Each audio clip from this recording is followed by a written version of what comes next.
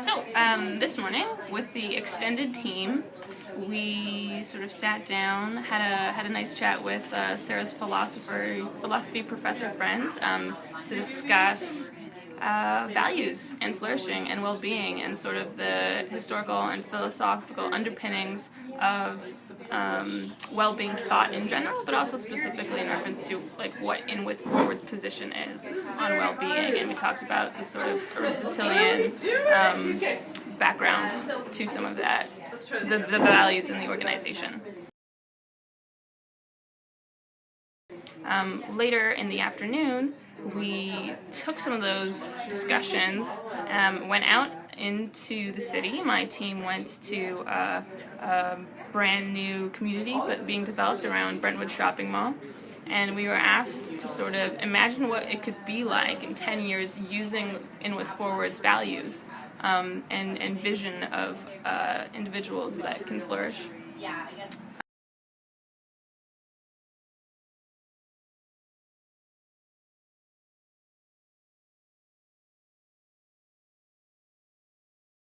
Like in a store space that would be. Like we had talked about the space being public, so public phones, so some kind of blended, different Ownership model. Yeah. Ownership models, I guess. Yeah. I like the idea of like some of the spaces are pop-up shops where you can have different things.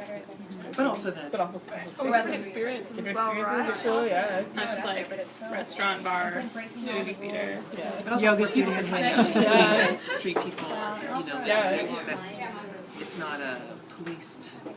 Well, there might be security, but it won't be. For safety.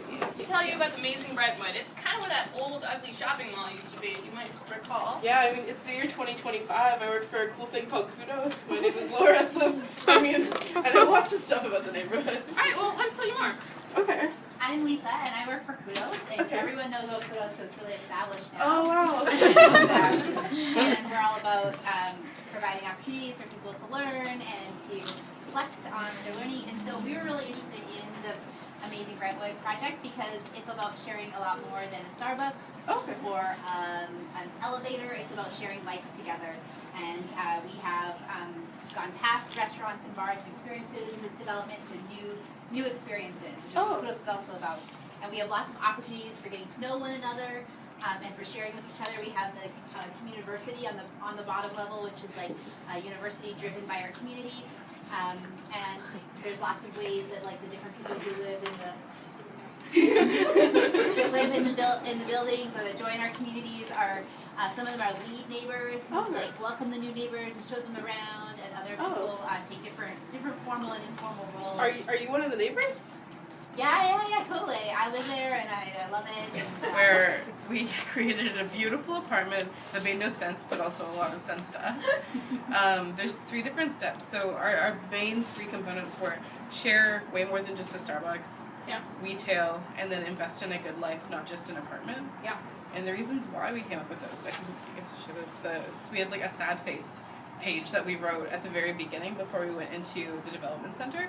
Right. Just thinking about like all of the stigma that we have around this stuff, but also, like why would you want some of these things? Yeah, so some of the stuff that was on here was things like clones, like you don't have to make much decisions, so there's not a lot of risk, like a packaged kind of lifestyle, lack of informed interactions, is that? Informal interactions. One of the biggest takeaways I had was just the difficulty we have I personally have, and we had as a team in getting from just having this awesome vision of this cool idea that could work, that's sometimes seems so perfect and so amazing and so necessary, but then the ways of getting there and actually explaining the mechanics of it or making it feel real is always a challenge, even though like in your gut you believe it's something the world needs.